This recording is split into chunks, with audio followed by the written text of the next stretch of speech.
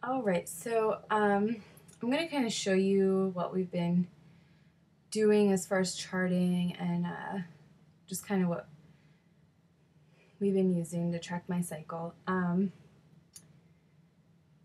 So I have it on my phone here, and I'm sure you guys have heard of fertilityfriend.com.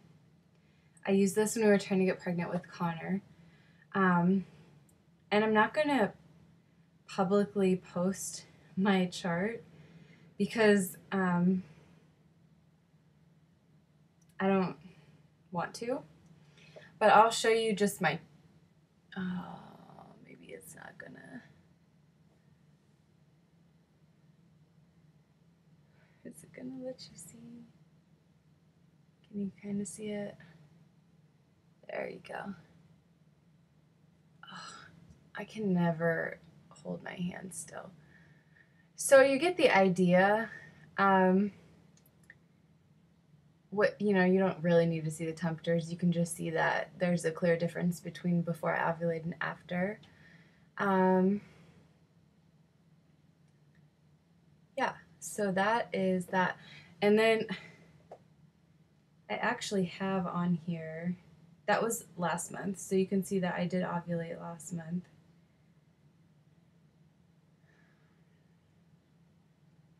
I actually still have the one on here from whenever we got pregnant with Connor.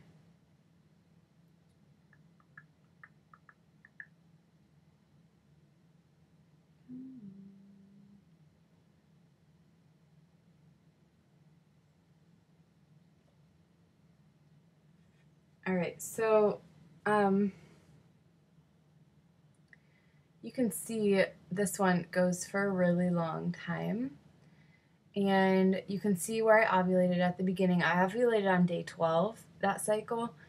So I ovulated early, and then you can see where it rose here, and then it leveled out for 3 days, and then it rose again. So I actually had a triphasic shift with him.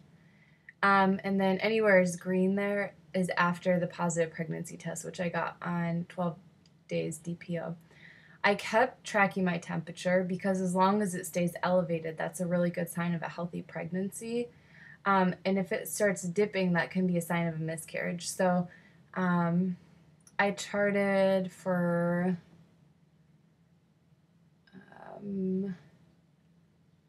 60 days past ovulation, and my temperature stayed high. So fertilityfriend.com is really a neat thing to use. Okay, so like today, come on. Okay, so today, oh, I don't like the lighting here. You can see like it charts, my cycle. The green is like whenever you ovulate, and the red is AF. And then over on the side there's a little stoplight, and it says I'm probably not fertile today. And then you can hit details, and it tells me,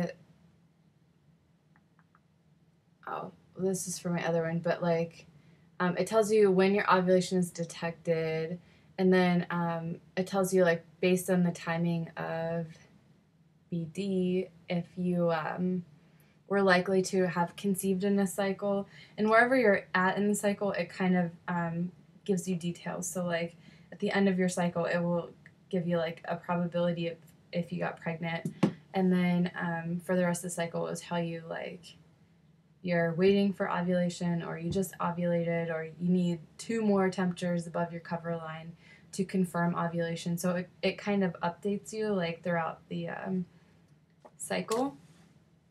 So that's nice. Another thing I do is I take the ovulation test strips. I get these from what is it? earlypregnancytest.com. And they're like 50 cents each, maybe even cheaper than that. I take one a day starting about day 10, cycle day 10 because I have ovulated and I got pregnant when I ovulated on day 12. So, you know, this will show me my surge, and it does work for me. I've heard some people say they always have LH or whatever, but these are pretty accurate for me.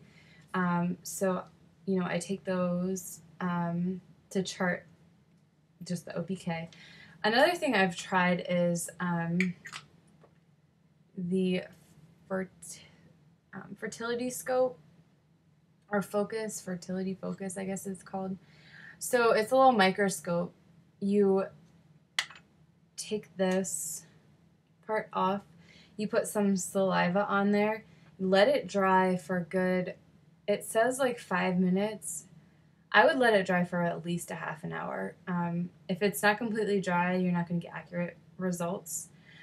So once it's dry, I normally set it on a level surface, or else like the sample you put in here, like if you just set it on the counter like this, it'll like drip down and cause air bubbles or whatever. So you set it like this and it will dry evenly.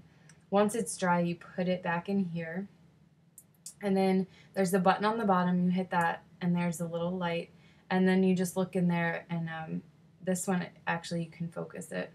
So you just twist it until it comes into focus, and whenever you're ovulating, it's supposed to show a ferning pattern. And like leading up to ovulation, you can kind of get a fern in pattern where it's a little bit of ferning. Then when you ovulate, it's like full ferning, and then you know, the ferning goes away. I don't like this. I like the idea of this, but mine shows ferning a lot. Like before I ovulate, right around when AF comes, if your body is trying to ovulate and then doesn't quite make it, this happened 1 month. I saw full ferning, and around day 14, and then it went away. And then about day 18, I saw full ferning again. And my body tried to release an egg like on day 14, but I guess it didn't make it. And my temperatures and everything confirmed this. And so did the OPK. On day 18, I actually ovulated and the ferning came back. So, you know, this isn't very accurate for me, but it's a one-time purchase. Like, you don't have to keep buying this like you do the ovulation test strips. So I guess it can be a good indicator, but it's definitely not something you should use if you're trying to prevent pregnancy, because we had a scare the month that we were using this to detect ovulation. So yeah, don't use it as a contraceptive device, but you can definitely use it as an indicator of when you're getting ready to ovulate. I think by far the ovulation test strips are the most accurate way that is reasonably priced that I've tried that works. And then charting your temperature, if it goes up after your LH surge, that confirms the ovulation. So, yeah, I hear my husband running around upstairs. So that's what we've been doing. I'm going to do another video TTC here with just a little bit more information about my thought process and everything now, but I just want to show you what we use. So, are you being in the vlog? You're not? You want to come say hi?